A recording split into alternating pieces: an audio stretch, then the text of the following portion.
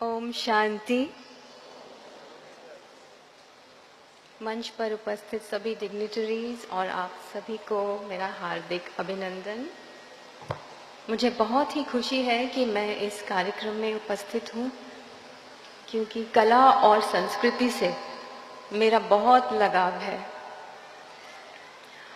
और यहाँ ब्रह्मा कुमारीज में आके हमें जो शिक्षा मिलती है, उससे हमें ये लगता है कि जीवन जीना भी एक कला है और हम अपने जीवन को इतना सुंदर कैसे बना सकते हैं और जो भी हम अचीव करना चाहते हैं वो कैसे कर सकते हैं, हमें इसकी शिक्षा मिलती है।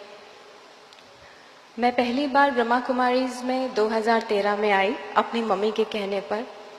परिवार से हमेशा ऐसे संस्कार मिले हैं कि परमात्मा से जुड़े रहना और स्पिरिचुअलिटी हमारे जीवन में कितनी महत्वपूर्ण है, और उन्हीं की ब्लेसिंग से, परमात्मा की मदद से मैं अपने जीवन में जो भी करना चाहती थी मैंने सभी कुछ किया। ऐसा कभी नहीं लगा किसी बात की कोई कमी है। लेकिन कभी कभी हम इतने बिजी हो जाते हैं अपने प्रोफेशन में, सब कुछ अचीव करके भी ऐसा लगता है जो खुशी मिलती है वो बहुत थोड़े समय की है, टेम्परेरी है। तो ऐसा क्या हो कि परमानेंट खुशी रहे हमारी लाइफ में और हम महसूस करें कि हम सक्सेसफुल हैं हर पल। तो जब मैं पहली बार यहाँ आई, मुझे योगिनी दीदी से बहुत मदद मिली। मैं बॉम्बे में कोर्स करने के बाद दीदी ने मुझे गाइड किया कि मैं जो ज्ञान है उसे कैसे अपनी ज़िंदगी में धारण करूं और उसे फॉलो करूं। तो दीदी का मैं बहुत बहुत थैंक्स करना चाहती हूं, जो मुझे हर बार माउंट आबू लेकर आई और मुझे गाइडेंस दी। मैं बहुत खुश होती थी यहाँ आकर सभी भाई बहनों से मिलकर, क्योंकि ऐसा वातावरण मैंने और कहीं नहीं देखा। दुनिया में जो कुछ भी देखा है, लेकिन यहाँ कुछ बहुत खास लगा। सबके चेहरे इतने खुशी से भरपूर और मैं बहुत प्रभावित हुई, बहुत इंस्पिरेशन मिला कि मैंने ये डिसाइड किया कि मैं भी इन्हीं भाई बहनों की तरह बनना चाहती हूँ। और मैंने योगिनी दीदी से कहा कि मुझे भी सेंटर पर रखिए, मैं यूनिफॉर्म पहन के ईश्वरीय सेवा करना चाहती हूँ और माउंट आबू में सेटल होना चाहती हूँ।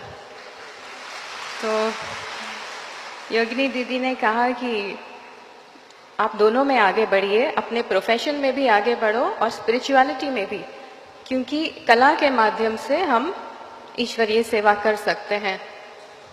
और सभी के आशीर्वाद से मुझे शुरू में लगा शायद ये थोड़ा डिफिकल्ट है, क्योंकि हमारा प्रोफेशन इतना आसान नहीं है, तो मैं समय कैसे निकालूंगी स्पिरिचुअलिटी के लिए।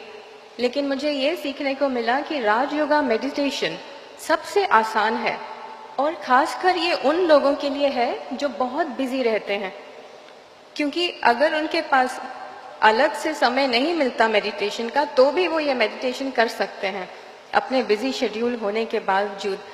तो मैंने ये एक्सपीरियंस किया।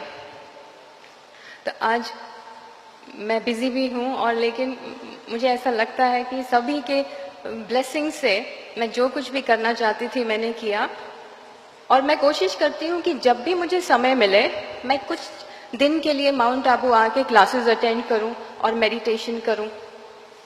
तो अभी भी कुछ हफ्ते पहले मैंने दीदी को कहा कि मैं कुछ दिन के लिए आना चाहती हूँ, तो उन्होंने कहा कि आप इसी तारीख को आइए कि यहाँ पर ये फंक्शन है और अटेंड करिए। तो इसलिए मैं उनका बहुत बहुत थैंक्स करना चाहती हूँ कि इस कार्यक्रम में आने का योगिनी दीदी ने मुझे निमंत्रण दिया।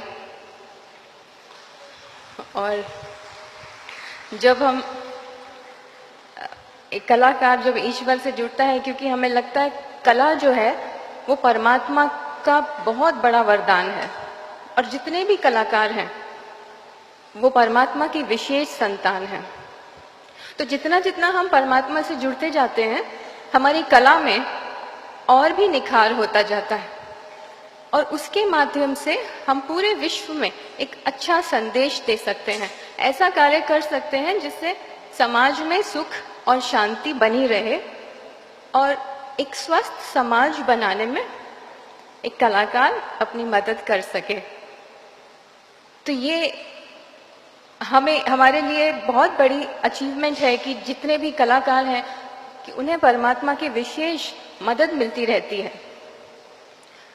तो अपने जीवन को सुंदर बनाने के लिए हम एक बार ज़रूर एक्सपीरियंस करें कि राज योगा मेडिटेशन कैसा है, और उसे अपने जीवन में अपनाकर वो सभी कुछ अचीव कर सकते हैं जिसका हमें हमेशा से इंतज़ार रहता है। हंसी, खुशी, सफलता, पीस और जो भी कुछ आप हासिल करना चाहते हैं, और अपनी शक्तियों को भी पहचान कर, अपने आप को पहचान कर विश्व में परिवर्तन कर सकते हैं।